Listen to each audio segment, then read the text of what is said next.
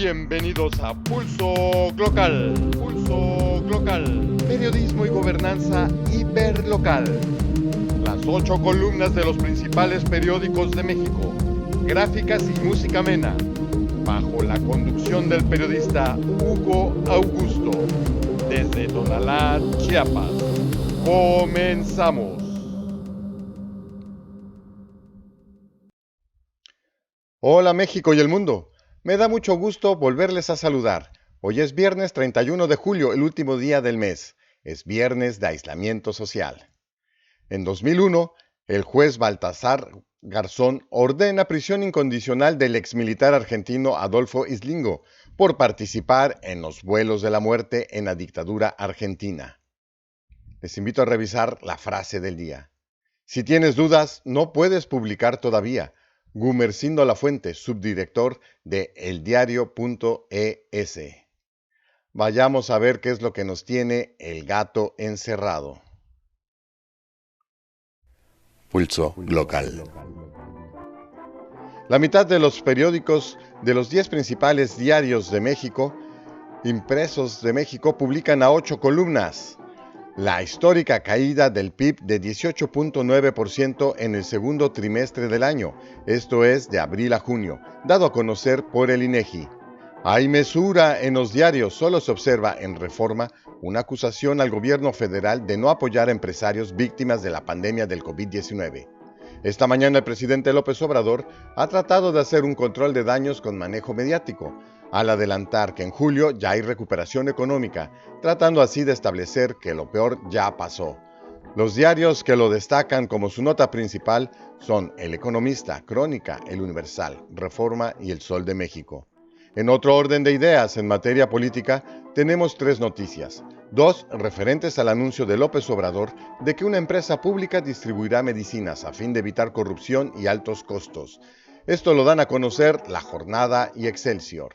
La tercera nota la pone Milenio, al resaltar que el gobierno rastrea recursos de gobernación cuando el secretario era Osorio Chong. Más de la corrupción en el sexenio peñanietista. En el panorama social, Salud le dice no a semáforo naranja de Ciudad de México. La razón. Y en economía, gobierno contiene mayor endeudamiento. El Financiero. Pasemos ahora a revisar la información por periódicos. El Economista. PIB cayó 18.9%. La economía mexicana registró una caída anual de 18.9% en términos reales y con cifras ajustadas por estacionalidad en el segundo trimestre del gran confinamiento, estimó el Instituto Nacional de Estadística y Geografía INEGI en su información oportuna. En su comparativo trimestral, esto es respecto del desempeño en el primer cuarto del año, la caída fue de 17.3% en el periodo abril-julio. El INEGI, Crónica, desplome histórico, el PIB cae 18.9% anual. El Instituto Nacional de Estadística y Geografía, INEGI, dio a conocer que en el segundo trimestre de 2020, la estimación oportuna del Producto Interno Bruto, el PIB, disminuyó 17.3% frente al primer trimestre, lo que representa una reducción real de 18.9% en su referencia anual a cifras desestacionalizadas. Estos datos significan la peor caída a nivel económico en lo que va del siglo, y desde que se inició este registro estadístico en 1993. El Universal. Histórica caída económica. Borra 10 años de avance. Lo peor de la destrucción económica por la pandemia del COVID-19 ya pasó, pero su daño fue profundo y borró prácticamente el crecimiento de 10 años. El PIB se desplomó 18.9% durante el segundo trimestre de 2020, no visto en otras crisis como la de México de 1995 o la financiera de 2008-2009.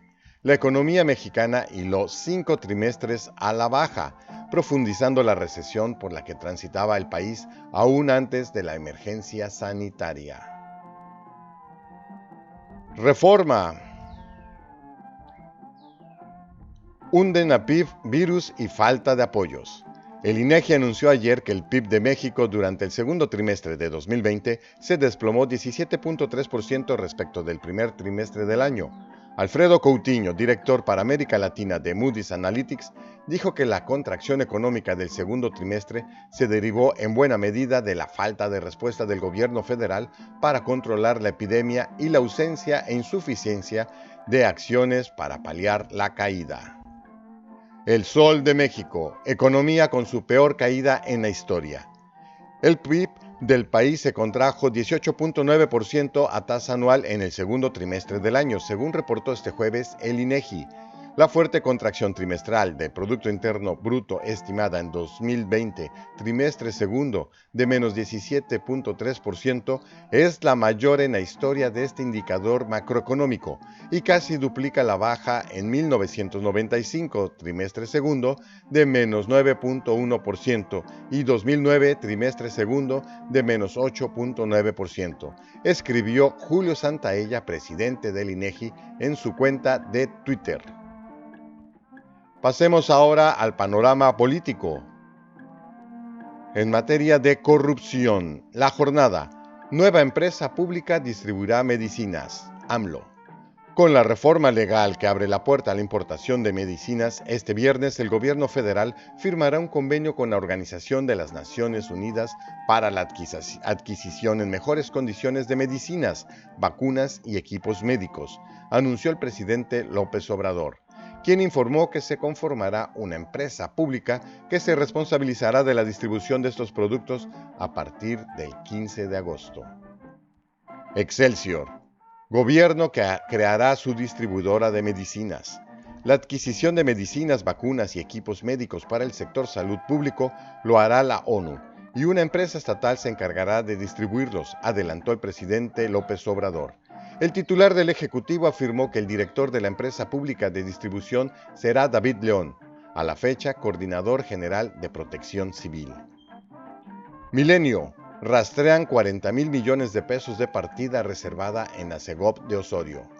La Unidad de Inteligencia Financiera y la Secretaría de la Función Pública mantienen investigaciones paralelas sobre la forma en que se emplearon más de 40,000 millones de pesos que se erogaron entre 2013 y 2018, ejercidos para gastos de seguridad nacional.